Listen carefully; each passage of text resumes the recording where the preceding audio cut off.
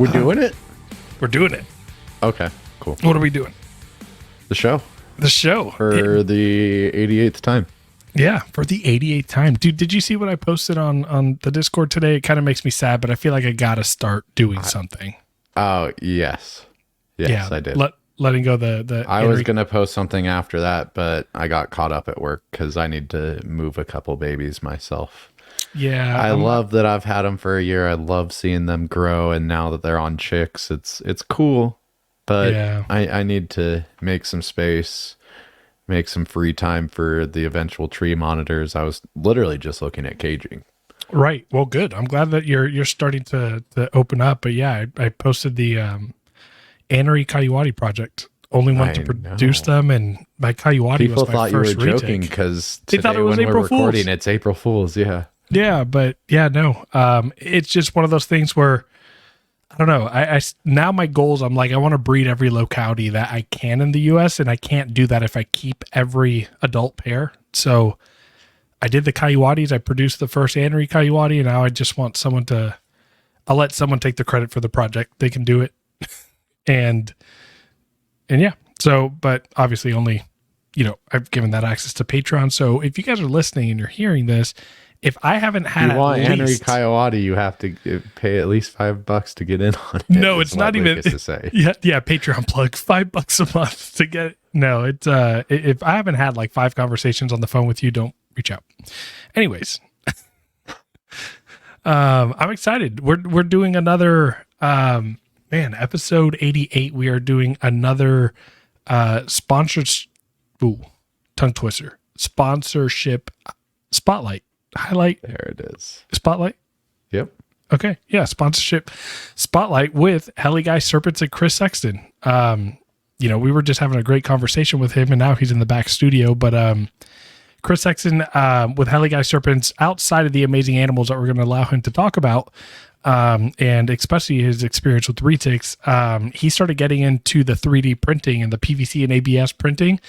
And we snagged a sponsorship with him last year early on when he just started this stuff. And Nathan, he's been kind enough to send us some perches and experiment with different type of that. He even sent me some expanded PVC because I couldn't find any locally for a PVC perch I built back in the day, or I think I built like 3 or 4 of them, but yeah.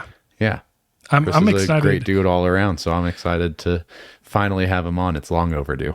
Yeah, and I think that like I've seen, it's been really cool to see someone start something off and see like the prototypes and to see the flaws, and then him receive the feedback that we've given him and others have given him, like Riley, and him make those implementations like right away. And every iteration of what he's making just keeps getting better. And he actually just did something with his perches recently that just like, yeah, I don't know. It made it that much better. And 3D printing is not as cut and dry as it may seem to someone who's on the outside of it. I mean, you're messing with pretty fine tolerances, messing with different heats, different, mediums that you're using to print. So I'm excited to hear the ins and outs and just how he's gotten to the point he is with his perches right now. Yeah, you got to kind of be a geek too, because you have to program, like put the stuff in so it knows what to do. And I wouldn't even know where the hell to start. So instead of us stumbling over our words and talking about it, let's go ahead and bring them on. Yeah. Whether you've poured your heart and soul into your reptile business or you've just begun your business journey, AE Foundry has you covered with next level expertise in graphic design, motion graphics, videography, photography, and so much more. If you've been dying for a new logo for your reptile business, motion graphics for your current logo, a new website, or need assistance making your video podcast come to life, then listen carefully. AE Foundry's mission places storytelling at its core. AE Foundry believes that a distinctive story and background are the driving forces that set your brand apart. In today's market, consumers seek more than just products. They crave a connection built on trust with the brands they cherish. AE Foundry is committed to empowering small businesses and fostering authenticity that resonates with their consumers. Reach out to them and let them help you craft a visual narrative that helps establish a genuine and lasting connection with your audience.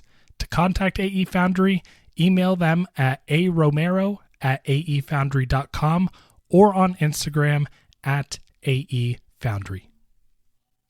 When it comes to housing your retics, trust me, you're going to want an enclosure that will be just as strong and durable as your reticulated python. The Heartland Reptile enclosure is next level tough and will outlive you and your retic by several generations. Heartland Reptile enclosures are designed and manufactured out of powder-coated aluminum to provide the highest quality and longevity available in the reptile enclosure. What makes them even better is they are lighter than your PVC and plastic enclosures out there and are extremely tough. Stop playing around with plastic enclosures for your large constrictors and step up your enclosure game with the Heartland Reptile enclosure. To inquire about one of these enclosures, speak to Jordan himself at Heartland Reptiles on Instagram, Facebook, and on TikTok. We also want to thank VivTech Products for being an affiliate sponsor of the ReticLounge. Stop by VivTech Products for the best UV spectrum lighting on the market that will enhance and improve your snake's overall well-being and health. Visit vivtechproducts.com and use the code ReticLounge23 today for 15% off. Again, visit vivtechproducts.com and use our affiliate code ReticLounge23 today for 15% off. Looking for the perfect accessories for your hatchlings or juvenile retics? Look no further than HeliguySerpents. Our sponsor, Chris Sexton, is coming in hot with an amazing 3D printer, creating top-notch perches and other caging accessories for your beloved pets. Enrich your retics environment with their high-quality products. Use our promo code TRL10 for a 10% discount on your purchase. Visit them today at HeliguySerpents.com and start giving your pets the best. HeliguySerpents, the premier source for 3D printed caging accessories. Again, that's www.HeliguySerpents.com and use our promo code TRL10 for 10% off all of your 3D printed accessories today. Chris, what's going on, brother? What's going on, guys? Glad to have you on, man. Yeah, another day in paradise, but glad to have you here. I appreciate it. It's an honor. You guys have a good show here. Thank you, Chris. Yeah, thank you. We try like really hard sometimes. Other times we just kind of bullshit around and it's fun. You know, there's always a reason to throw it on the background and listen while you're working. I was listening to the last one with is it Lollipops? Yeah, Lilliput Pythons. Alessa. Yeah, Pythons. I listened to that today at work while I was cranking through some boring paperwork. It was just laughing and going along with it. It was good stuff. Not only that, but like I had a feeling that the episode wasn't going to gain a lot of traction because it's someone new and not very known, right? Like all the big people gain the views, but like I feel like it's such a little gem of information too. People are sleeping on it, but it was a great episode and it was fun to do, and we'll be doing more of them with Patreon members. Good stuff. Chris. So yeah, jumping into it, let's get just kind of the lowdown of who Chris is, what brought you into the industry, what brought you into the animals, and then ultimately what led to, producing some of the best 3D printed accessories in the hobby. Well, I don't know if I go that far, but I appreciate the kind words. So, I think my story's a lot like everybody else's. Grew up in a family. My uncle had land. We spent time out there with him. Our property backed up to a big creek, so you always see salamanders and rat snakes. And my uncle on his farm, we would hunt and kill the copperheads because he was worried they were going to kill his grandchildren. But it was a different time. That was in the 80s. But I just grew up around the animals, and my mother said, "Nope, never. Can't have them in the house." So, I still remember walking into the Indianapolis Zoo and seeing the green tree on the perch. They had this huge naturalistic, probably wild caught biak. This is the 80s. I have no idea. This giant green tree sitting on this perch, and my mom's like, "Can't have that. It's poisonous. It'll kill you." Well, that was cool. You tell a 6-year-old the good old poisonous snake.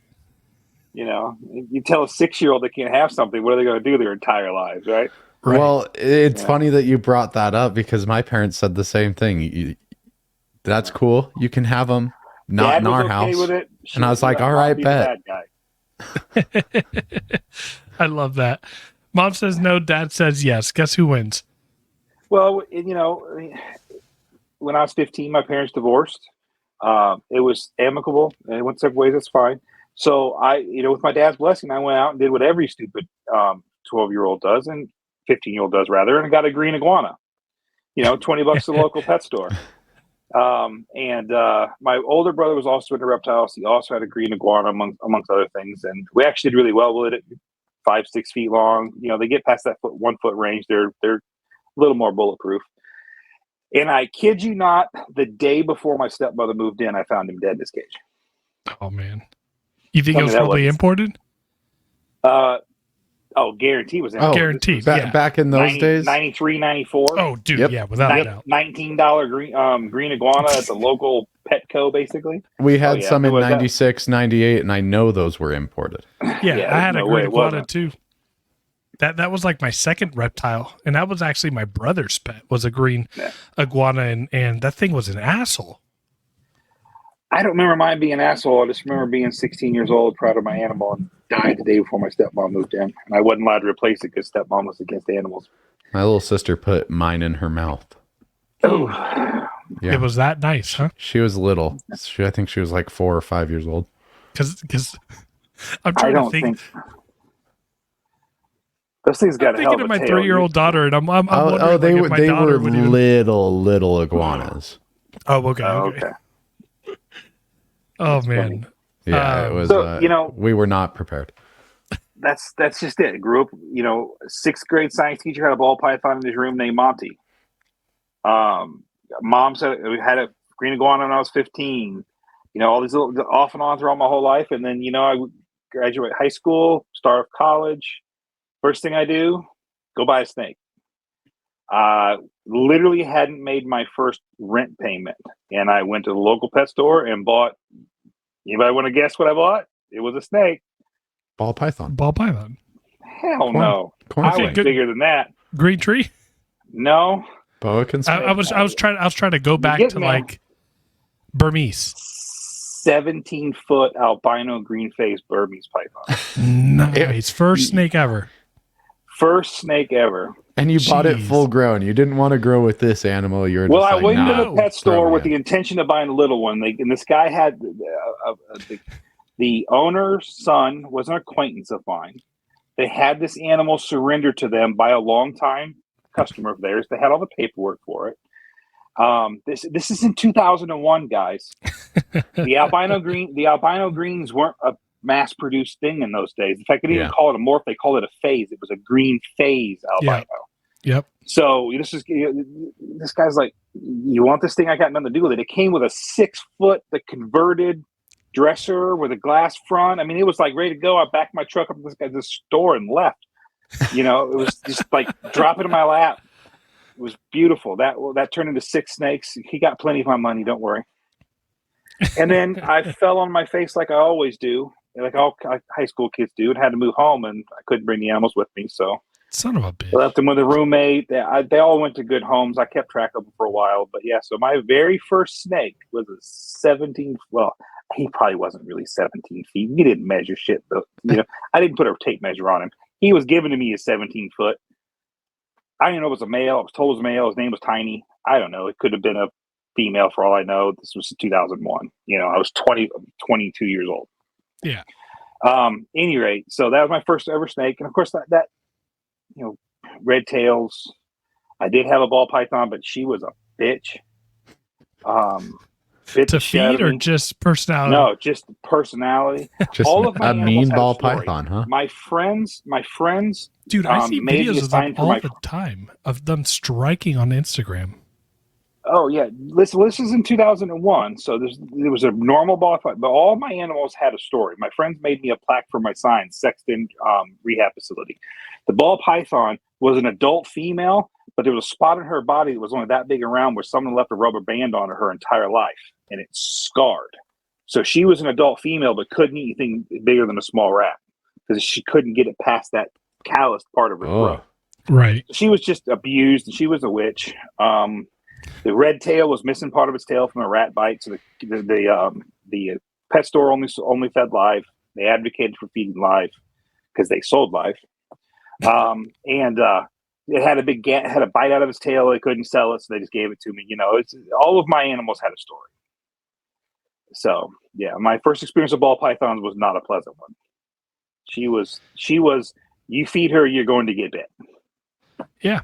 I mean, I had, I grew up and I had quite a few ball pythons and never had one that was a biter. But like I was saying, like I see people posting pictures of, hatchlings for sale, and they're always postured up. And I was like, I don't remember mine being all defensive like that. But, you're not the first person I've heard to say that they're not nice. Well, I have produced my fair share of ball pythons at this point in my career, and I'm going to tell you they're not all that way. But this is also how many 100 generations of inbreeding have we done since they were, right. So they're a completely different situation. But I've had a few hatchlings. Dude, I took my mom's. I'm getting way ahead of myself, but I've had plenty of hatchlings that 1 minute they're the sweetest thing in the world, and the next minute they're biting you. They don't like the way to look at you. I don't know. They're all over the place. They're animals. They have teeth. They bite. It happens. Well, when it comes to you breeding, you started keeping and everything. I mean, when did you get to the point that you wanted to breed, and what was the species that you kind of jumped into? Well, there was a large gap in there. I moved home in 2001, home being where my parents were here in Columbus, Ohio. I was still in Indiana. My dad moved here while I was in college. So I came home. That was 2001. Went straight to work. Met my wife in 2006. We started having a family. My wife, not anti-animal, but reptiles weren't real high on her list. They were always a buggy nag in the back of my head. The local reptile show monthly, we'd pop in there every once in a while. So it was just a long period. I did not acquire my next animal until it was given to me, again, an animal of the story, in 2018. I was working where I am now, a car dealership, and I was just reminiscing. I'd really been thinking about it. I was like, man, I think I want to get back into snakes. And I was just talking bullshitting with a guy at work. Well, I apparently pumped him up so much that he ran out that night, went to the local pet store, bought a cage, bought a setup, the whole, zoo med enclosure kit, the whole thing, and bought a baby ball python normal, took it home, didn't tell his wife he was doing this. And she literally told him it's me or the snake. Well, the pet store is like, we'll take the cage back, but we don't accept any returns of the animals. So Classic. A very delicate conversation with my employer later, I end up fostering that snake in my office at work. I'm a marketing manager at the time for a car dealership. And my boss thought it was hilarious. He goes, I want to know every time you have a meeting with a vendor and they freak out when they find out what's in that cage. It was a gimmick to him, but I loved it. So ball python, named Monty. Now, I know everyone goes to Monty Python. Mine was named after the Monty Python from the 6th grade science class. I'm sure his was named after the Holy Grail, but mine was named after the first ball python I ever met when I was in 6th grade. Okay. Now, did any of those meetings end up with people afraid, or probably just more curious? No, actually, more of them ended with curiosity than not. Yeah. There were one or two people that were just better off not knowing what was in the cage. I didn't broach the subject. They didn't ask. I didn't tell. Yeah. But most people who asked, I wasn't taking the snake out. I wasn't showing to everybody. I did all the cleaning before the store opened. I always fed at the end of the night on my way out the door. So, I was not drawing attention to this animal. It wasn't a big sign above my door. Hey, he's got a snake in here. Yeah. But, right. But people who knew asked. They asked. My boss would stop by every once in a while, ask about Monty. I never let the cage be dirty long enough to have a smell. I always fed after hours. I did my cleaning in the mornings before the store was open, so I didn't have to worry about scared customers. It was a good deal. It was such a good deal that there for a long time I quarantined new animals. I had one of those 7-slot VE6 racks under my desk, and I would quarantine animals at work. No one would ever know unless they were looking for a pen. Right, exactly. And people I worked with knew what was going on. I was coming in FedEx boxes all the time. And let's be honest, if you don't know what a VE6 rack is, it's a drawer like with papers. And they were in VE opaque tubs. They're not really opaque. No, they're not. Really, you can barely see through them. So it was great. And my boss knew. The owner of the company knew. They were cool with it. The salesman had fish tanks on their tanks. I mean, if I rationalized, Yeah. hey, he's breeding guppies on his desk. I just want to have a little ball python. What's the problem? Right. I've seen some saltwater setups at a dealership down the road from me. Oh yeah. It's a non-issue. So Monty stayed at work for a while. Very quickly became me fostering Monty. The Monty was mine. Monty came home when he outgrew the small cage he was in. That was one limit my boss did put. I can't have a 6-foot aquarium in my office. It's really sweet of you to give a 6 foot to a ball python. Good for you. Well, listen, I'm not done with the story yet. So Monty was the first ball python in 2018, but before the reptiles came home, I was up to a hypo jungle BCI. Okay, there we go. Pied female ball python, and a hypo. I called it hypo. It wasn't really hypo, but a striped cow king. So I had all these animals in my office in this jumped in this cage, and it was all good. I wasn't keeping any secrets from by at work. It wasn't at all. It was totally cool. It got to the point when animals got out too big to be in those aquariums, they had to come home. So that was 2018. So it's completely went from fostering an animal to 6 animals in 3 months. And I've had animals ever since. It's not been that long, but. Well, and I think all of our paths crossed shortly after 2018. So yeah, you must have got going pretty quick there. I misspoke. It was 2017 because I produced my first animals in 2019. Okay. It was summer of 2017 that I got Monty. By February of 2018, I was collecting ball pythons with the intention of breeding. Okay. In the beginning, I vowed I was going to buy hatchlings, grow them myself, learn the animals. I was in no rush.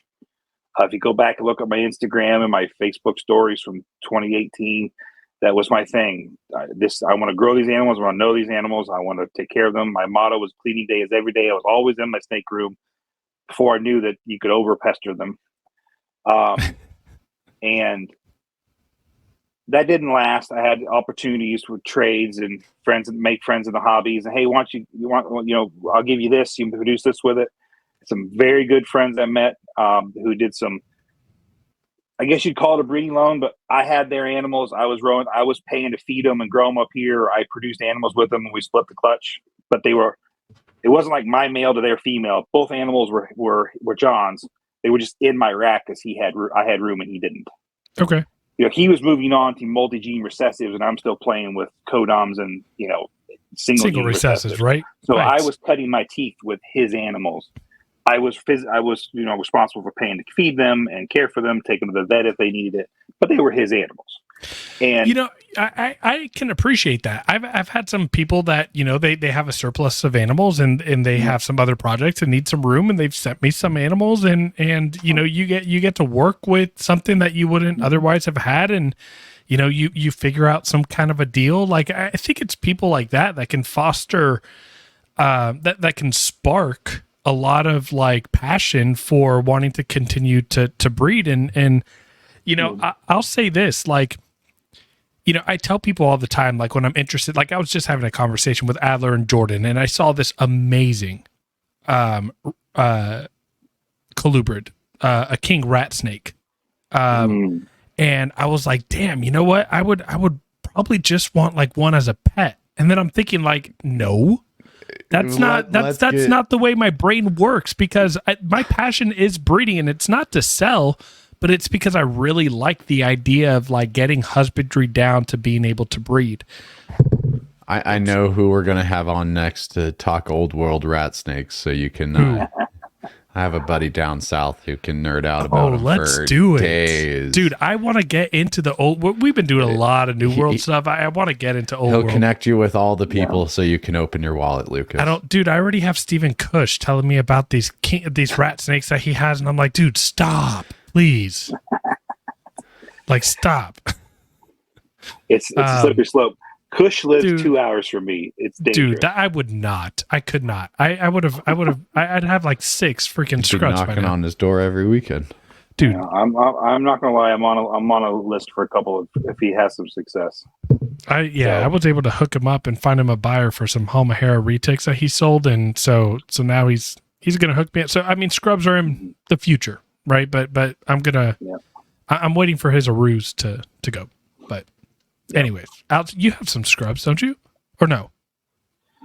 I did. You did. Okay. When last year, I had to downsize because of some expenses. They were easy. Scrubs are like a well-kept, long-term captive, well-mannered scrub. They're not hard to find homes for. You know, out of that whole list, I remember you posting it on the Patreon, and I remember you moving things. You were very stubborn about some really nice designer chondros that you just didn't want to let go, and I was really Well, bummed. they weren't mine to let go. I have two females here that belong to Corey Martin. Yep. And they're not for sale. They're not mine to sell. Man. Oh, that's right. You did tell me that. Mm-hmm. Yeah. So I thought that was an excuse, because if I didn't want to sell an animal, I would have said the same thing. Not mine to sell. No, I'm not. I'm not that sneaky. I will tell you straight up. No, that's not my snake. I can't sell that. Sorry. Oh man. Now Corey's great. I could have sent him back to if it was a situation where I was like unable to care for them, I could have sent him back to Corey. It wouldn't have been a problem. It wasn't that at all. It was just, life threw me a curveball, and I wasn't real sure how things were going to go at work. We went through a buy sell at work, and things were a little scary there for a little while. Everything's good now, but I was real worried about short-term future. So yeah, I probably panicked and downsized more than I needed to, but I mean, it's the beautiful thing is when you build a collection as large as yours, right? Because I here in a second, I want you to kind of talk about some of the snakes that you currently have, or like even what you had, because you had a good sized collection. Don't get me wrong, like I have some animals in my collection that I absolutely love, and I have an emotional connection to, right? But like when you start to build a collection, everything, and you're breeding, right, and you're doing the business side of things, that a lot of the animals don't have the emotional connection, and so. Downsizing is, you can always build back up. And typically for people that have the experience of downsizing, I feel like they bounce back better with much more quality animals. I've tried. I'm definitely being much pickier about what I bring on now. Right. Better quality, right? Yeah. Right. Cause even for me, like I'll say I'm an impulsive buyer, and not in the sense where I go to shows and will just like buy whatever I like. I've never once bought an animal at a show. But what I will say is that, when I see something and it has like what I'm looking for, it's very easy for me to just pull the trigger. And you know what's good about the whole process? Nathan is finally supporting me in this venture. Don't shake your head. Come on, nod. I finally got him on board with just being like, yes, Lucas, get a 20-foot anaconda. Well, don't go that far. Don't support me. That took a turn, but okay. Don't go that far. Don't support me in that. But yeah, getting back to just like your like, animals and just some of the accessories you've started building, like what kind of created your need for all of that? Because I know I was talking about the expanded PVC that you sent me way back in the day. I know you were just doing like the PVC builds with a little bit of foam board on top. Like, yeah, and I still do that. Those are very viable, cost-effective solutions. I'm putting together a couple for Lucas right now. Just there's some 18 by 18s. It's very cost-effective if you have access to PVC. And the PVC pipe, the Schedule 40 we build the frames with, is dirt cheap at Home Depot, relatively speaking to some things. And it's easy to clean, easy to sterilize. It's not hard at all. I still do that. And those were definitely some of the first things I built. But I can't take credit for the idea. Where did I see those shelves? I don't remember now, but somebody else was building the shelves, and I made it myself. I think Garrett had built something similar, and you had just kind of expanded upon the idea. That's right. Garrett hung his. That's where we met. We met on his Patreon, all three of us. Yeah. Okay. Mm-hmm. Yeah, that makes sense. It's all. It was Garrett. Garrett was using something similar. Garrett is 3 hours from me. I've been to his place several times. He's a good dude. We'll get to that in a second, but. Yes, I saw Garrett doing something similar, and I brought it home and did it for mine. which was great in the cages. And then, snakes and tubes. They love to like hide on tubes, perch on tubes. I buy that 4-inch corrugated drainage pipe at Home Depot. You can buy a 15-foot piece of it for $25. It just cuts with a razor blade like butter. I want to put some of those in like my chondro cages to see if they utilize it at all. They don't. They don't? I was going to say, because obviously they perch, but I'm wondering if if the younger ones will find a rock and like will perch. And I'm wondering if the tube. I've got 2-foot squares, 2-foot cubes that are decked out for Amazon tree boas. And when I moved on from Amazon tree boas, I put the green tree in one of them and a super dwarf in the other. And the green tree wanted nothing to do with any of that. It was the most it was grounded more often than not. Inconvenienced. Not doing well. I put it back in its other cage, and it went right back on its perch and went back to sleep. No, geez. It wanted nothing to do with those tubes. Retics love it. Still got retics in those 2 cages Probably now. Just too big around. Yeah. It's not. It's not. I don't think there was nothing in that cage that it was. I didn't expect the animal to like it. It was like Lucas said, it was an experiment. It was a subadult animal. It wasn't like I was crazy stressed in a neonate. It was always on the ground. Only time in my life I've ever seen a green tree use a hide. You know what I mean? So it's like, that's telling you something. So he quickly went right back in the other cage, and he's been fine ever since. But my collection is what fueled the need. I met David Brahms pretty early on in the green tree world. He's producing, perching all of my Retic, all my green tree cages today have David Brahms perches in them, and I have some of his cool stained twisted PVC pipes. His stuff is so good. And, he's just a great dude all around. And as my collection grew, I bought a lot of things from him. 16 quart cages. We talked about the perching, but there were some odds and ends and weird species stuff that he didn't produce. And I had a 3D printer. I had friends who were 3D printing. It was a silly little hobby of mine, to making toys for my kids. I have an autistic kid. I like to make toys for him. So I just grabbed up a few things. Be honest with us. Did you ever do any D&D stuff with it? Make little figurines? D&D, no. Okay. I have made a lot of little figurines for like my wife's knickknacks, replica Lego minifigs, stuff like that. But no, I've done plenty of D&D in my life. I've never printed a D&D figurine or a Warhammer figurine for that matter. Cool. But I did print my dad a giant NCC 1701A Enterprise. Oh, sweet. So we can. I have gone to that side of the nerd hobby with it. Awesome. but that's why I bought it. I was doing that kind of goofy stuff with it, and David wasn't producing some of these things that I needed, and I didn't set out to do it as a business. It was just something I had access to. I was buying neonate Amazon tree boas and neonate carpets, and I, like everybody else, was going and buying the green fencing stuff, and it was driving me nuts that the fencing stuff never stayed in one place, and it was really flimsy, and I was always worried they were going to cut themselves on the edges of it. And so I just started making my own here and there. So yeah, the collection fueled the desire. Everything I made in the beginning, I used myself. Yeah, here in a second, we're going to pull up your website and just kind of demonstrate a little bit of what you have. But like, what I can appreciate about kind of this journey that you've gone through is you have been very humble about the entire process, and every single shipment that you have sent me, you said, please give me feedback. And if anybody knows me, I'm a freaking stickler. Like, dude, people would ask me, what kind of cage should I get? And I'm like, stay away from the PVC cages that have that 3/8 inch gap, that have the frame built in front of the sliding track doors. So that means like no to like every almost mainstream. I said, you have to buy an enclosure that has the track built on the frame. And so now at the time, people are like, dude, there's only 2 companies and they're expensive. And I said, trust me, like your Retics will push in the other ones.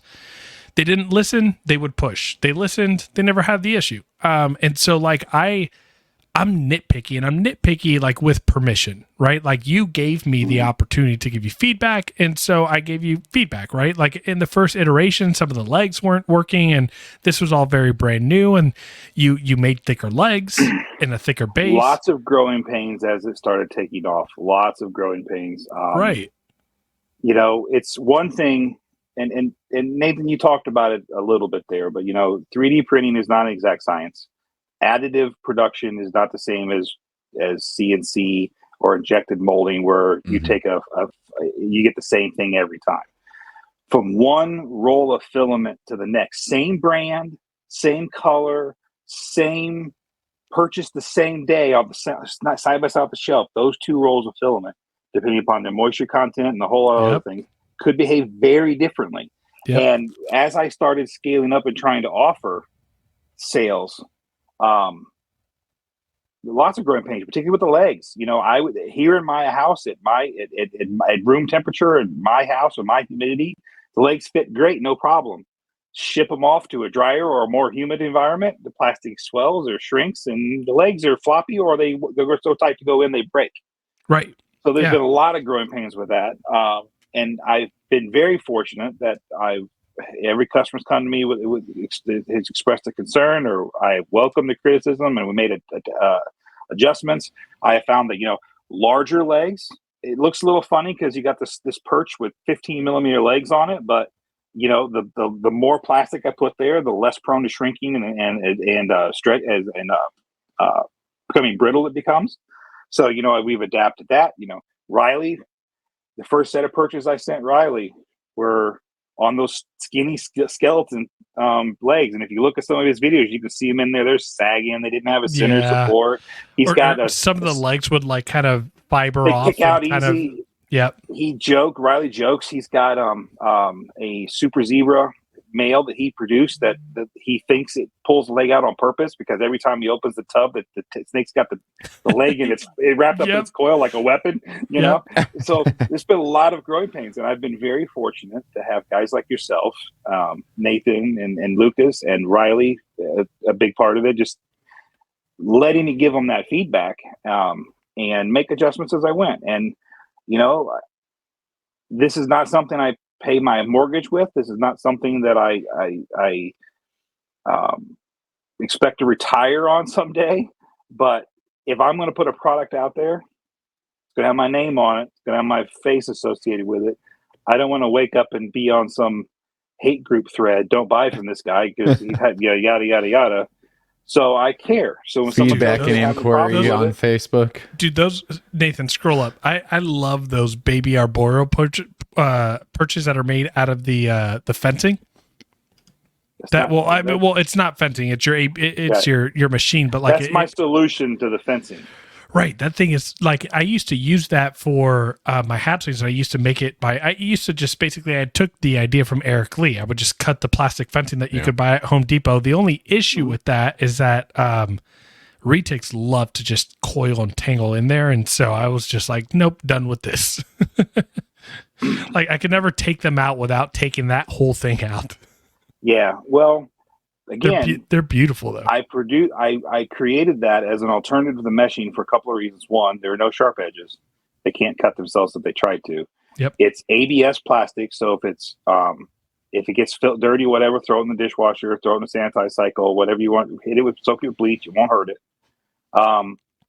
Also, those legs are required when they're new, but after about an hour, the plastic will hold that shape on its own.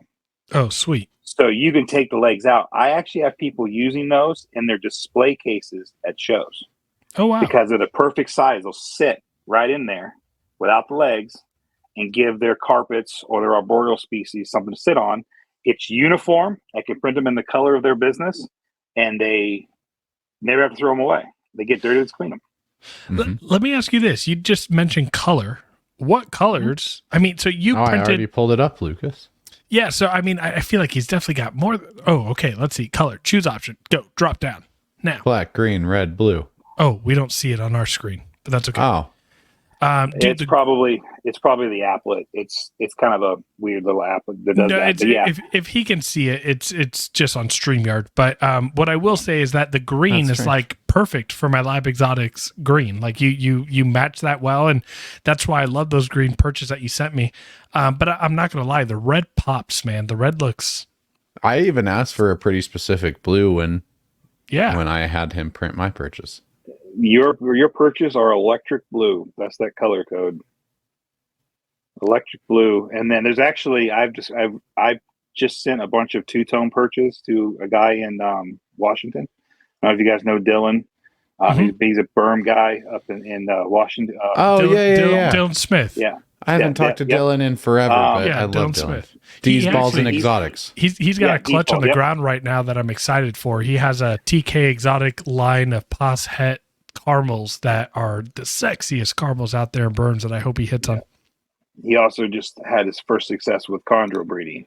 Ooh. And so he has a couple of my perches that hit me up for some ideas for his chondros, his baby chondros. And I sent him, we were playing around with colors, multiple colors. And I sent him, it's a black perch, but the first layer is neon green, like in your face pop. You know, that green that's in his logo? It's just wow. And if you look at his Instagram, you'll see a picture of a dark red neonate perched on that green and black perch. I bet it pops. And it's absolutely sexy. And I love that. Color, that's the nice thing about plastic. They make it just about every color you could think of. So I'm gonna try and send the link of my Instagram post for Nathan to pull up here of the custom. Dude, look at that freaking! Sorry, I'm over here drooling on the freaking chondro. This is about your perch. Look how nice that perch is. Yeah. But that's the standard 6-quart perch. Now we talked about green trees. Obviously, I can make that perch with round barbs, not square barbs. Mm-hmm. But the shape is stronger with square or triangle. It's just, geometry. The 3D printed parts are generally mostly hollow. So, true cylindrical posts are prone to sagging. So, you go small, the square is not, I warn him he's probably going to get some grief from the diehard chondro people. Why isn't that thing on a stick? But that perch will last forever. Hey, I told you that, Snake. Yeah, you did. The square design. Most of my perches are square now. They just hold up better. They last longer. They're stronger. You don't get the sagging, as much sagging over time. But yeah, no. So the two-tone looks. There's all kinds of colors. It looks good. I'm rambling. Lucas, I honestly thought that was one of my first year's productions. That's why I pulled it up. Yeah, I sold it. So that was so I consigned a clutch for Theron Lance. And that is a I want to say Anery Tiger Sunfire. Anery Sun Tiger, yeah. Anery Sun Tiger, yep. That looks a lot like a snake I produced my first year. And honestly, a lot like a snake that Theron picked up for me, but I know it's not that snake. It's not, it's a lower percentage super dwarf. It's like what 43.75 and 20.5%. But you know what? She's a good eater. That snake is actually still technically owned by me, but is at a friend's house. I don't know if we'll get to that in the story or not, but there's a lot of animals that that animal too. She's a sweetheart too. Got that one from Theron as well. But I quickly realized I was, that's pretty buying. And while my attempts in this rebuild phase to keep things more focused, I paid it forward to a local guy. I could go pick up that snake tomorrow. He wouldn't argue with me, but he's taking good care of them. And if he ever produces with them, we'll split the clutch. But he's just got more space, and he's at that stage in his keeping that he likes having a lot of animals.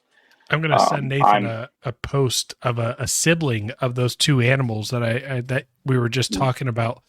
And it showcases your one of my favorite design perches that you've made. I love that right there. As a matter of fact, I'm probably going to hit you up and get some of those once I upgrade my my Papuan and Julian carpet into their enclosures. That is those 4-inch brackets. Obviously, the tube is just there as a demonstration of what you do with it. Yeah. That's that ivory jungle I was telling you about, by the way, too. So that is just a demonstration of the bracket. The bracket is made from ABS. I recommend 2 up to a 30-inch span. Beyond 30 inches, I would go with 3. I sell them in 2-packs, 3-packs, and 6-packs. I mean, it's easily my best seller. Snakes and tubes, man, they love them. Dude, Chondros probably being the only exception. My Amazon tree boas couldn't get them out of them. They freaking love them. The Retics, the carpets, they're perched up logs is essentially what they are. And yeah, I mean, there's no reason not to. It's a height. It's if you elevated. Nathan, click on the second picture in that tree. You see the decorated cage below it. You can't really see. You can't. It's hard to tell, but I have those are at an angle, so they're not perfectly level. They're actually slightly at an angle, so they can go climb up, climb down, and they love them. You can see them up on top under the lights. The small one in the back right corner is directly under the heat panel, so they can get up there and warm up after a meal. They just love them. They love the tubes. They love them. I wish I had a picture. That I don't, of the custom perch that you made for the large Cambro tub for my chondros that I'm obsessed with. But I'm going to try to explain it to people when Nathan opens up the link. Did you send it in a message? Because that's not going to, it's not going to pull up right. No, it's the Instagram link. So when you click it, it'll take you to my Instagram. Oh, okay. And then you can pull it up. So, when he pulls that up, I'll basically kind of explain it a little bit more. But, me and you worked, I don't know, what was it, over the course of a week, like 4 or 5 phone calls, kind of discussing. It was several, it was several calls, but and it came together pretty good. Yeah, so that's a sibling of one of that's a Platinum Annery Tiger from the same clutch that was a holdback. I ended up releasing it, but so essentially what he's done with the chondros is he's rounded the the different perches, but it's a 2-tier to where one was about 10 inches high and the other one was about 6 inches high. Yeah, so what we did is we took that is I sell it, it's labeled 12 inches by 12 inches, but it's actually 11 and 5/8. It's just easy to round up to 12. So that's my standard 12 by 12 perch. Very popular perch. It's a large perch. As you can see, that's a VE6 28-quart tub, and it fills it. Mm-hmm. A large perch.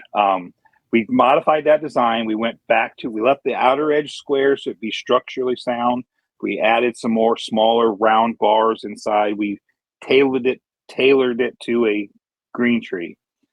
Left the center support to help with the round bars sagging over time. And the tall section is 9 inches. So by the time you put the perch on, the legs are 9 inches and the perch is on top, so it's 9.5 inches. And then there's a second section halfway down that is designed purely for neonate green trees. The largest barb on that smaller section is 6 millimeter. Okay, so it's coat hanger. The largest section is coat hanger. There's even a couple that are smaller than that.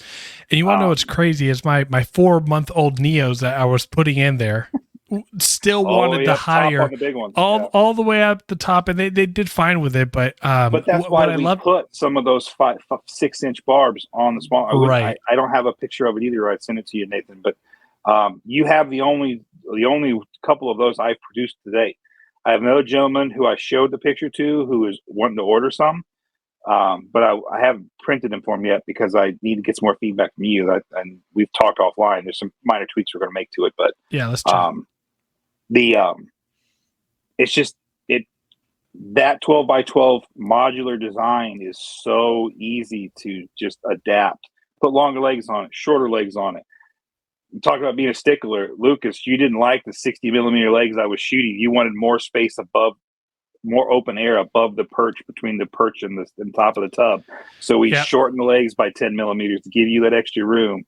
Those are all things by 3D printing it, not mass producing vacuum, injection molding something. I can make those kinds of changes on the fly. Yeah. And I will say, I understand that sticklerness though, because Dude, anytime you I clean your feed now, enclosures every no, 2 no, seconds. it's anytime I feed now, I have a couple that like, if I notice them like coming through the perch to try to get their meal, I have to stop and either get them to come way out to get the meal so they don't wrap around the perch. Right. As well. You can't close the drawer. Yeah, you can't otherwise close, I'm like, sitting there for 20 minutes watching them eat, which Yeah. is fine, but not when I have 5 other hatchlings to feed. And 5 is on a good day for you. I mean, when you had your clutch and it was 19, you know, or when but I had they were 60 smaller hatchlings. then. Most of the time, even if they were wrapped around, you could still manage it shut. Now, not so much. So like, yeah, that was something that like I got the originals from Chris and I was like, hey, like I would like a little bit more space. And Chris was like, yeah, let's do that. He made a little bit more space. They've been perfect ever since. And then the early iterations, you know, the legs would fall off. I had Retics do the same things, dude. They looked like they had a sword wielded in the middle of a coil, and they would come at me at like, you know, like a Retic does when you open up its tub, and then, you know, you have a, it's got like a little weapon attached to it. And so I haven't had that yet, but if it's so funny. I guarantee you, if that little wild type I bought back were to get one of the legs off, it has the attitude to where it would actually use that as a weapon. Yeah. Club you with it. You know, and use that, parry me, and then use its mouth to strike out at me. Let's talk about, like, you posted something recently that I shared on my story that was huge for me, because one of the things that we've talked about is the shrinkage of the plastic, right? You were mentioning that earlier, and and it looks like you found finally a permanent solution, and that was to screw. Yeah. In the beginning, the very first purchase, There was light. If you were to look at the picture of the first purchase I sent out into the wild, where it's Nick Mutton, and like you, he had because the sheer volume of animals he deals with, he has a variety of different tub sizes, and he has a lot of babies. So if he has a tub size, he has hundreds of that tub. So we worked together and come up with some tubs. The very first purchase I sent out in the wild, as from my customer perspective, were to Nick Mutton, and the first versions, the legs didn't detach. No, I'm joking. Sorry. Yeah, he's just that guy up in the Pacific Northwest that thinks he knows how to breed carpet pythons. That's all. He only writes books. Yeah, you know, he literally wrote the book on it, but that's okay. So the first version was purchased. The legs didn't detach. They were printed as one piece. It was simple. It was easy. Shipping was a nightmare. They didn't stack well. They would brittle. They'd break. Some of his purchases were small, so the legs were really small. Just sent him a box of 50 of them. Half of them showed up with broken legs. So scratch that. Now we got to go to removable legs so they're easier to ship. Great. How do you do the legs? I can buy bar stock plastic, similar to a lot of people have done in the past, and just make a purse that takes. But not about the cat of the bag. 3D printing the plastic is relatively inexpensive. You know, a roll of ABS is $24, and I can get like the small purchase like 20 out of one roll. You know what I mean? It's the electric bill and the time that takes more than the actual plastic. Yeah. So I decided I want to make my own legs just to keep it all in house. I didn't have to worry about suppliers. I printed them all at the same time. I designed them. They'd print the same bed. The perch would print. The legs would print beside it. They go together as a set. Bob's your uncle. Worked really well in my house, and we talked about shipping things out. Plastic shrinks, it swells, it expands, and I've just given up. I'm going to have to start attaching the legs in a more permanent manner. And the frustrating part is that, like, you would tell me, right? And I'm saying frustrating for you, right? You would tell me, like, just hot glue them together, which is the very easy solution that takes 2 seconds. And you sent me 65 of them, right? And so it's like sitting there to have to do that when you're breeding in a little bit of a large, I can imagine for Nick Mutton, where he has like 200, 300 hatchlings, with carpet pythons that he's moving out. That's easy. It can be time consuming. So I'm happy to hear, but what was the solution? So you're using the stainless steel, are they Allen keyed? Yes, it's an M3 by 20, but it's a socket head Allen bolt, but it's a what they call a low profile bolt. The head on the screw is half the height of a standard socket Allen. So the plastic being malleable, you design the hole in the leg about a half a millimeter smaller than the screw is going to be, and it cuts the threads as it goes in. As long as you're not a gorilla and crank down on it, you're not going to strip it out. And the legs stay; they can't back out because it's like its own Loctite. The plastic holds it, and if you need to take that leg out, you don't have to worry about. The bolting became a thing because I have another customer who ordered a lot of those 12 by 12 perches. The center leg is advertised as removable because it technically is. He went to remove his center legs to put to set the perch over hides, and half the legs he pulled out broke because it was such a tight friction fit. Right. To get around them falling out. That's happened to me with a couple of them. Yeah. So I've just decided I'm not going to fight anymore. It's going to be really hard to do bolts on the really small stuff, but the really small stuff, I'm having less of an issue with it. I've never had like the 6-quart chondro perch that you sent me. Mm-hmm. Even like some of the modular stuff that you sent me, like when it's set up with just the 4 of them and the modular stuff, like all the we haven't even talked about the modular stuff. Let's get into that a little bit after. But yeah, I've never had an issue with the smaller stuff. It's once you start to get the length and I'm wanting to go back to my shapes. You start to get to a rectangular shape, like for the ARS or FP10s. That's when stuff would start to fall off. And it's a trade-off. I can fix that. I can make it so that leg fits perfectly every time without hesitation. But I got to print the leg 100% infill, so it's a solid piece of plastic, which is what I do for little ones, by the way. They have much higher infill.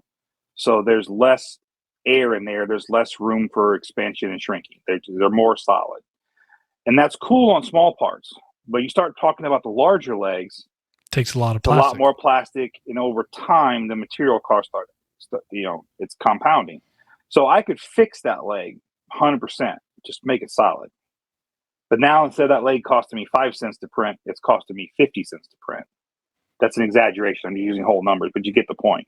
It dramatically increases the cost of that one part. Not only that, it more than triples the print time. Because the nozzles on these printers are 0.6 millimeters wide, and they lay it down in 0.16 millimeter layers. So if I have a 15 millimeter part, how many layers does it have to put down? 0.16 millimeters at a time. Right. It's a lot. And to do that solid, now it has to not only go that many layers vertically, it has to go that many layers wide. And it's not just the cost of plastic. It makes it, someone order 50 of those, it would take me 6 months to print them. I'm glad that you're talking about this because I don't think a lot of people realize what goes into 3D printing. And I don't think a lot of people realize the time that it takes. And I'm going to just kind of throw this out there. If you guys are listening to this and you're like, I have an idea in my mind, Chris absolutely loves to create new things. He's, I don't know. I mean, you started off by doing toys. So it seems like you have a desire to try to make things, right? Like it's almost like an artistic thing that it provides you. Like you want to create things, and that's always the vibe I've gotten from you. And for example, we had a Patreon member who just got her first Superdwarf, and she was wanting like a custom piece, and Chris kind of like designed something real quick. I was like, hey, I could try to make this for you. And she's like, yeah, please let me do that. And so he put it into his 3D printer, and he's like, well, I'll let you know how it comes out tomorrow because it's 10 hours. Like 10 hours for a one single. Of them. And by the way, for one of them, I have to modify the design to make it printable. So 10 hours of printing, no exaggeration, $10 in plastic. And it failed. It's not a usable part. So there's a lot of that. The designing, the creating new. I have a wonderful group of friends who are designers by trade. It's their gift in the world. And I lean on them heavily. And Rob has helped me in numerous ways. I've learned a lot of tricks on designing. My failure rate's a lot lower than it used to be. Cool. If I offer that part of my website, I'm fairly confident I can produce it relatively reliably. Again, there's some growing pains, but you understand my point. There's lots of things you'll see pictures of on my Instagram and my Facebook that never made the website because they're a bitch to print and it's hard. How can I put them on my website to sell, knowing someone could walk in? That's perfect. I want 20 of them. But the one I have for myself, it'll take you 30 days to print them out. 15 tries to get one for myself. So it's not an exact science. I hear it all the time. I don't know how you're able to print these so reliably, so consistently. A lot of that's in the hardware. I'm not using 3D printers you go buy at Micro Center.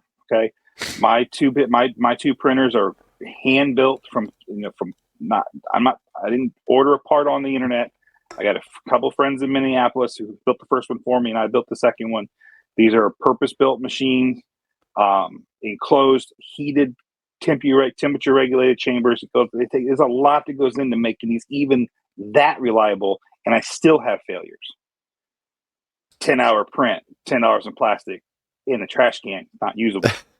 Even insane. in that controlled of an environment, it's not an exact science.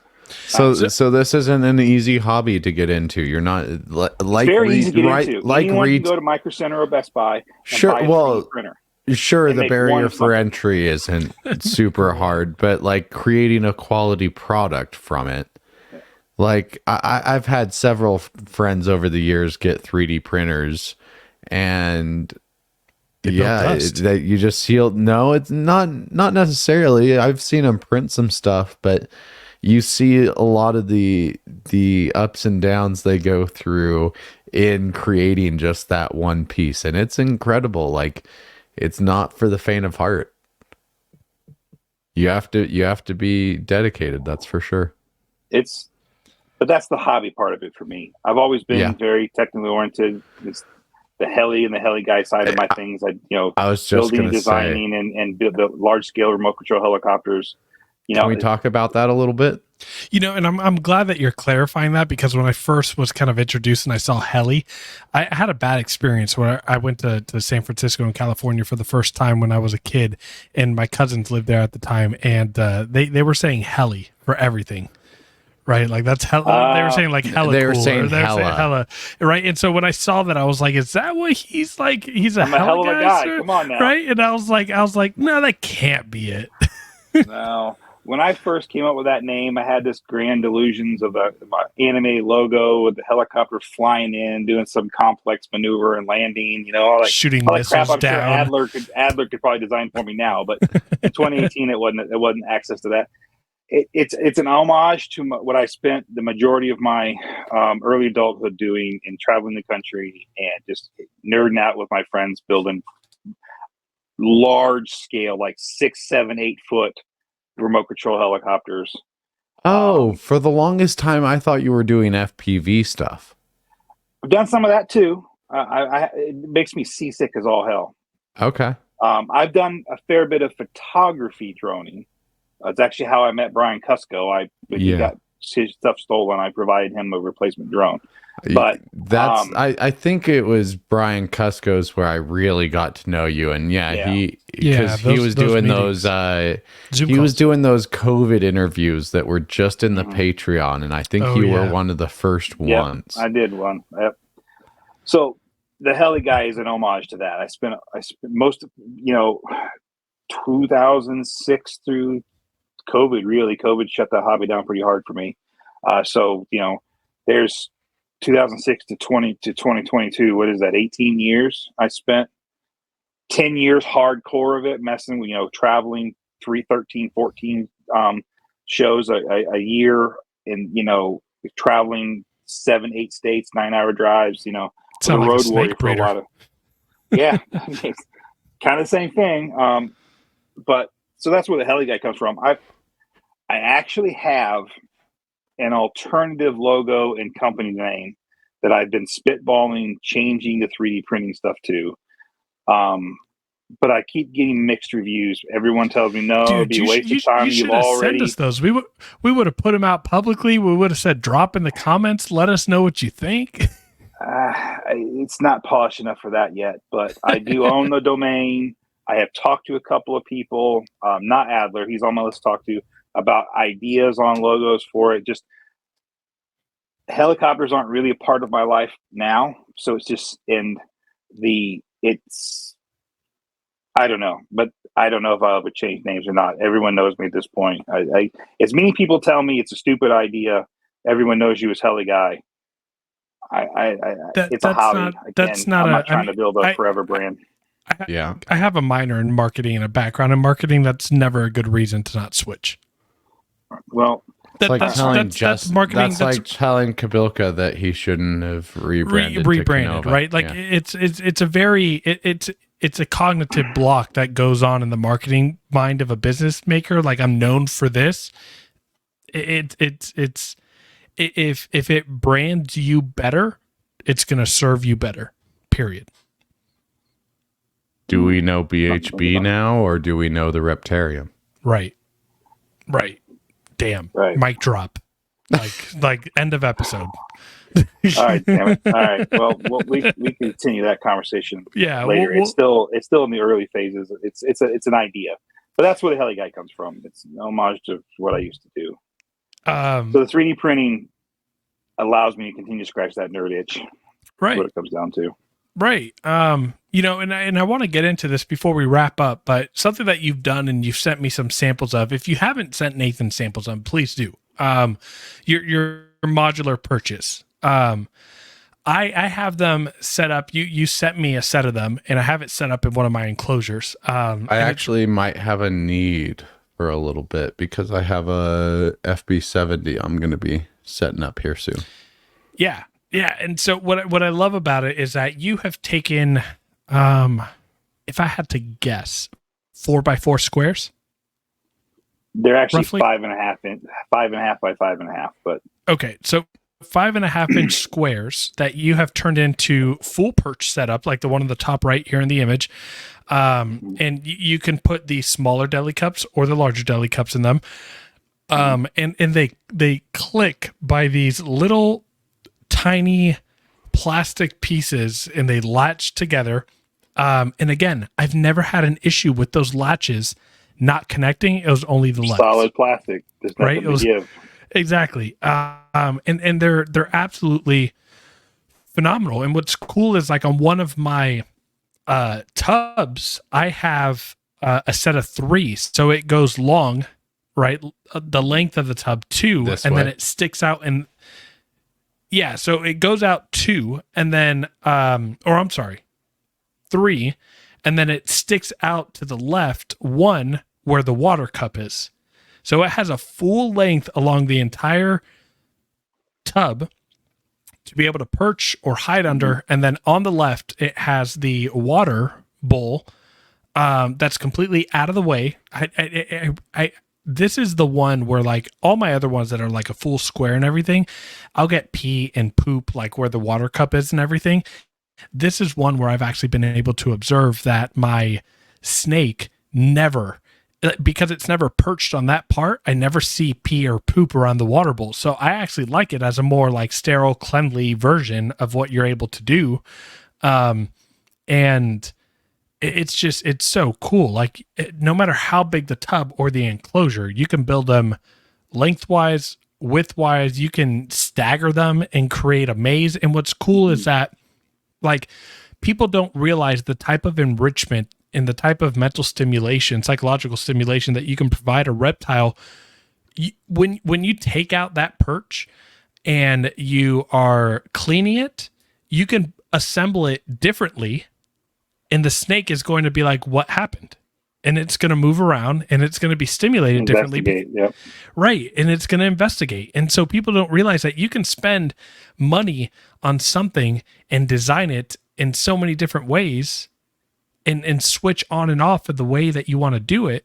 And you're providing your snake a very easy form of enrichment. I don't know. I love that idea. That's a really eloquent description of the product. And that's a very awesome, positive side effect, but that's not why that perch was thought come into existence.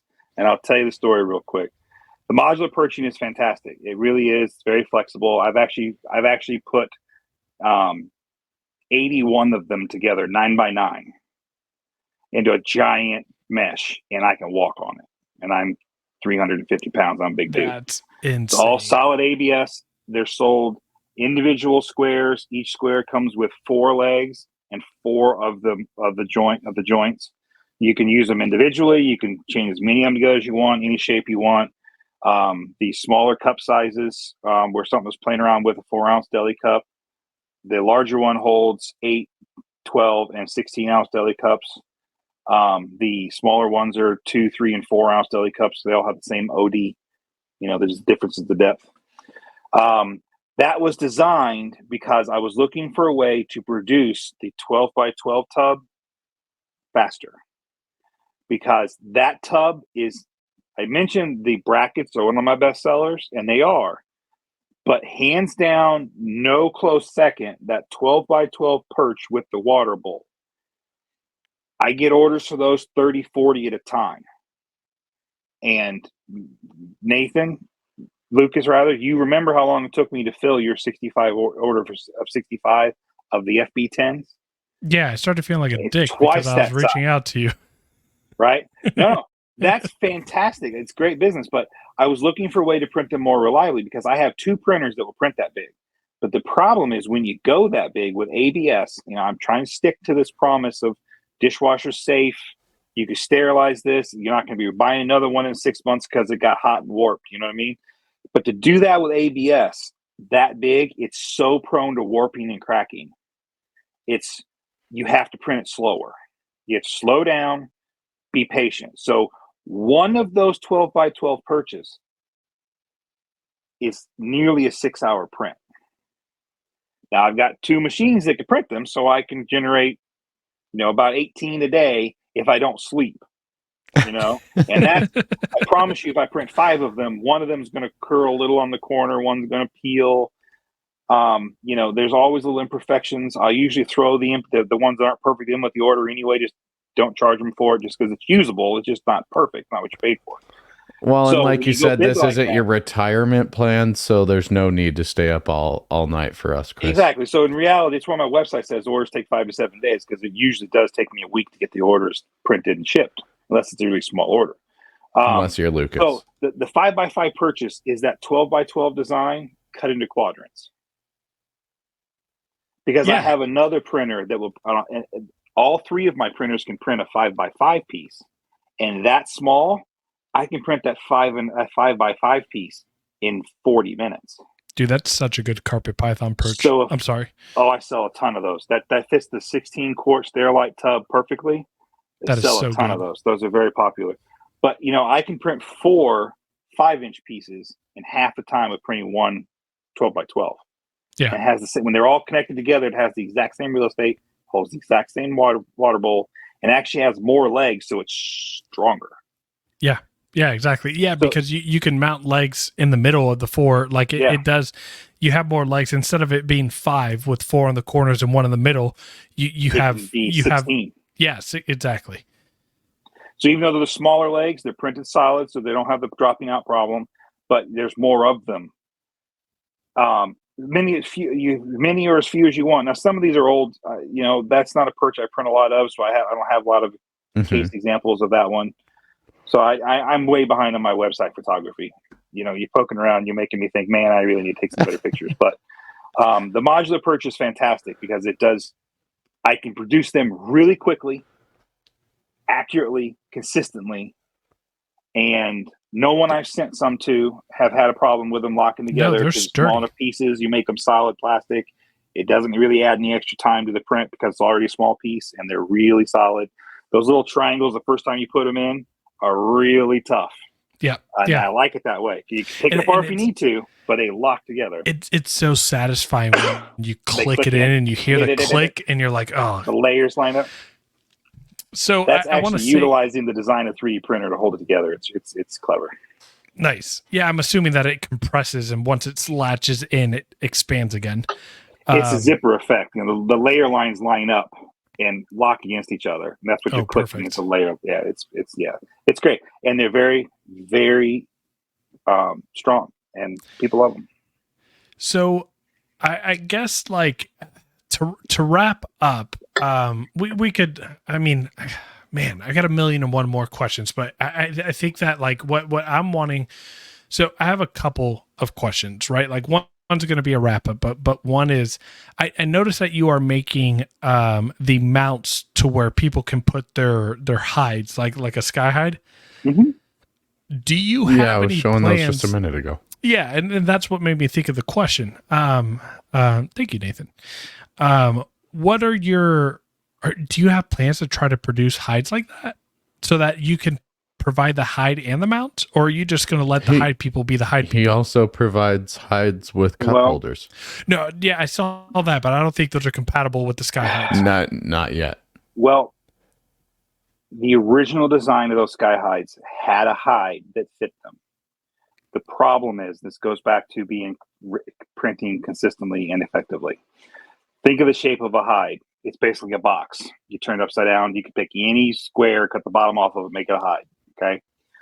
In the 3D printer world, hollow space is a nightmare. Okay. So to print that, I have to print it upside down, feet up. So it's solid bottom, and it just builds up the sides. That's real easy. Doing that now. My little printer's running off the hatchling hides right now. But to make the leg, to make the side, then flare back out to have something for the hanger to hang from, now I'm printing into the thin air. Yeah. There's a couple ways to handle that. You can make it a steady slope, so it like builds out gradually over time, or you can use something called a support. It literally prints more plastic from the print bed up to that hanging part to support it as it comes out.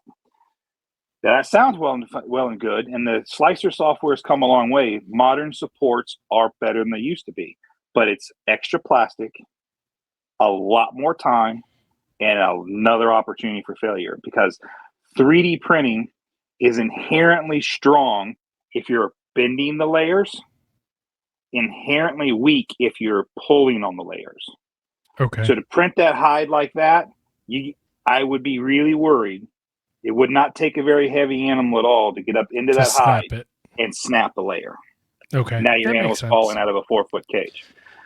Which, with a retic, that's probably not going to be a big deal, but there's some other animals that could be detrimental to. Yeah, it's just a conversation you don't want to have with a keeper. Hey, I bought your hanging hide and my ball python fell out of it. Yeah. Exactly. Yeah.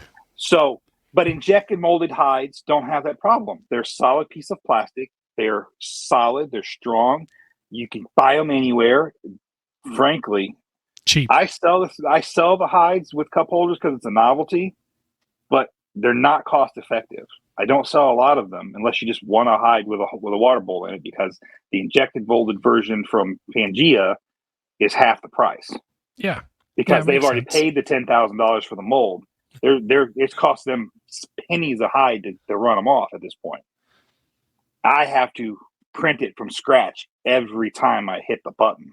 I designed it once, but the printer has to put in the hours every time I hit the button.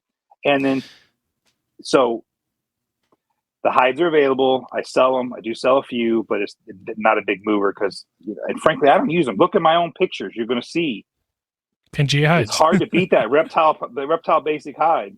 Right. No, I mean, it's a classic. It's a staple. Yeah. You ever think about getting into injected molding, or just too much money up front?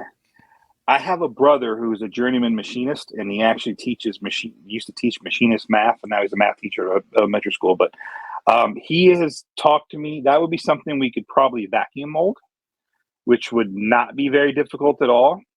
I just worry about vacuum molded parts tend to be kind of thin. And while you can vacuum mold with like carbon fiber, you can get really tricky to make it a strong part. It's still never going to be as rigid as an injected molded part. And I also feel like molding is a whole different level of complexity that I just don't have the resources to get into. And I also feel like carbon fiber is going to be a lot more expensive. Not really. It's not the expense that scares me with carbon fiber. It's the animal health. Carbon fiber is very easy. If you crack it or scratch it, it becomes fiber. It becomes easy to get splinters and scratches. And fun. It's really solid and durable till you flex it. Nice. Fireworks. Good job. Awesome. We had a guest finally activated. Is that like the Oscars trying to play me off? You're talking too much. Lucas has these screen reactions that are. I have a Mac as well, and I don't know how to activate all this. There we go. There you go. You got to activate on your Mac. I think I have it now. Yeah, you got to activate on your Mac. Don't tell me you've waited this long to update your Mac. No, it wasn't updating, but yeah, there you go. There you go. Awesome. So anyway, hides are doable. Just, guys, listen. Unless you need a hide with a cup holder, I'm happy to help you. But yeah. In other words, it just sounds like it takes a long time to print, and you're like, please go elsewhere. Quickly abandon the idea of mass producing hides. Yeah, it's just too easy to go buy the Reptile Basics hides. I almost want to be a pain in the ass and say, go show us the printer that's printing everything off right now. But I thought don't worry really hard about having this interview in the room, but the problem is, and I'll be very honest with you, when the process, all that downsizing I did, I have a ton of empty cages. So I'm selectively selling off sizes of caging because I've got some weird oddball sizes caging. And my room right now, one whole wall is sitting in the middle of the room because I tore these cages down for the guy to come pick them up. So it's difficult to walk in my room right now, and the backdrop would look like my room wasn't, it's not good. Nah, it's okay. I'll send you pictures of the printer. You also do live, or I don't know if you've done them in a little while, but I used to watch some of your live streams of you doing prints just to see if, my blue, electric blue perches were being printed. I can still do that. That was something I did on my YouTube channel. If you look at it, you'll see a lot of live streams. That was really more so I could watch it, monitor it from work. One of my printers is actually a conveyor belt. And that's a genius idea. The biggest drawback to production 3D printing is I have a day job, and if I'm not here to physically take the part off the bed and hit the go button again, there's downtime. It's just sitting there doing nothing, waiting for me to come change it. So one of the printers that my friend in Minneapolis built for me is actually a conveyor belt. It prints the part, ejects the part, keeps printing. That's how I printed those first generation. All the Perches you got from me, Nathan, come off that printer. The first batch of Perches you got from me, Lucas, came off that conveyor belt. That's awesome. I put a 3,000 kilogram roll of filament on there, press go, come back to work. It's printed 15 of them. Jeez. But the problem is that printer won't do ABS. So that printer is in the middle of being converted to a standard plate because the rubber and the belt can't handle the heat necessary. You got to heat the print surface up to 100 degrees Celsius, and the nozzle is at 260 degrees Celsius. Dude, and it would just melt the belt. So it worked fine for PLA, the softer plastics. I remember one of the orders that I had with you got held up because the belt melted. Yeah. So man. I quit. That printer was great, and it was fun to watch from work because I could have a camera, one camera on the filament roll, so I could see from work if it was run out of filament. Because I'd buy these giant rolls of filaments because I would end up changing it often. Another camera on the print. Let's keep an eye on it. If I was at work, something happened, I could reach over and remote stop it. But I streamed them live because I had a YouTube channel. Why not? But really, that was just another way for me to watch it while I was working. That's genius. I love that. You can still do it, but now that all the printers have come so far, I've got an app on my phone. I control the whole damn printer from my phone. Oh, well, there you go. Yeah. So I don't need to stream it to YouTube anymore. Yeah. I still can. I just don't. Chris, man, what I love about everything that you're doing is this all started with the way to provide your animals with more. And you're reaching out to the industry and you're allowing that to happen for others. And other reptile perch and other companies that are out there are doing phenomenal work and have great products. But I don't see them. They have what the standard is for that given industry, and that's it. And what I love what you're doing is you're trying to just do more and do more and do more. And what I mean by more is not more product, but and not more orders, but you're constantly trying to find really cool and amazing ways to enrich our animals' lives. And I don't think that people realize it's very easy in the everyday busy lifestyle for people to just be like, he makes perches or he does this, but like you're doing so much more than that in an era of, especially in the Retic community, in an era that like people are finally starting to realize the importance of enrichment and not having, just blank canvases for these snakes to sit in. You're contributing to that next generation of keepers and breeders and just doing more. And I just wanted to say, I appreciate you and I appreciate what you're doing for the community. It means a lot. It's so much more than just a plastic square with bars for a snake to sit on. It really is doing a huge service for breeders and for keepers to, make a small purchase that goes such a long way for the animal's just mental well-being.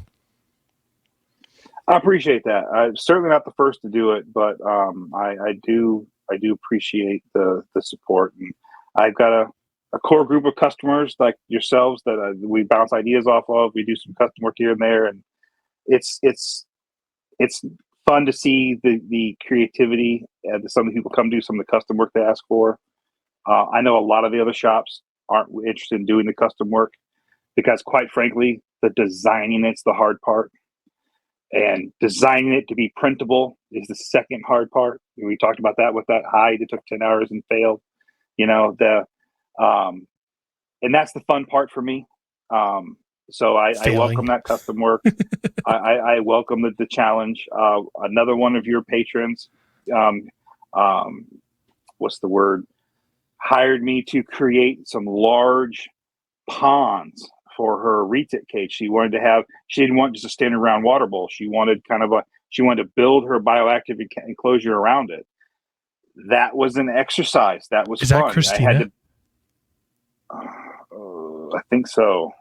The one with the couches, the lady with the couches. Oh, that's Larissa. Awesome. Thank you. So now I'll be honest with you, the product she got from me is not finished. There's another draft coming that I sent her something usable, but you start dealing with multiple parts, and even that's too big. Even with my bigger printers, I had to print it in sections and epoxy it together and seal it, and it's a challenge. I told her going into it, this is not something that open the box and put it in the cage. We're going to work together. She had to go buy some sealers. She pointed out some flaws. We're making some revisions for the next round. But she's going to have these. Love about she's going to have these large water basins that she can build into her bioactive enclosure that look like rivers, but it can be removed and cleaned. That is so badass. So it's a process. We're far from done with it. She hasn't posted any pictures anywhere because it's far from usable right now. The first batch I sent her, despite using an entire tube of silicone sealer on it, still leaks. So we're working on it.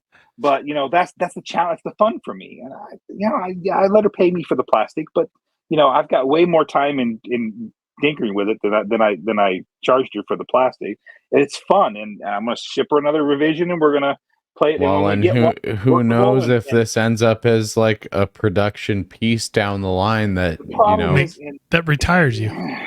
that big. Let's let technology catch up so it makes it doable, Chris. I get maybe not now. I did. Heliguy did just release a printer capable of printing 8 times larger than I currently have. Right? This is what I'm saying. It needs a room of its own. I can stand in this thing. But so you just need to move out a cage or 2. Or 10. But you said you downsized, right? Build another garage.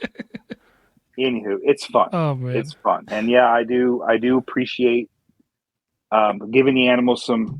I got into this for the care of my animals. It's fun to see other people use them to the same.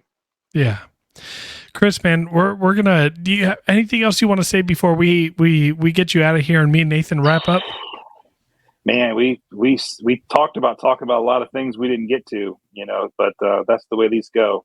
Right. You only talk about so much.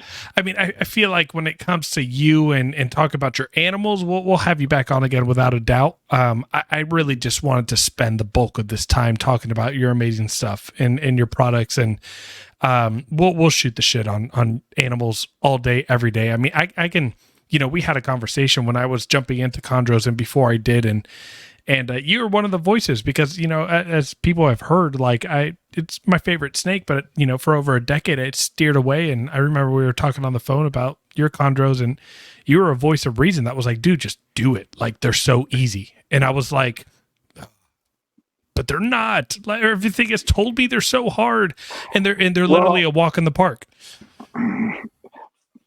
Yes. But let's put some, just so I don't get shot by the green tree community.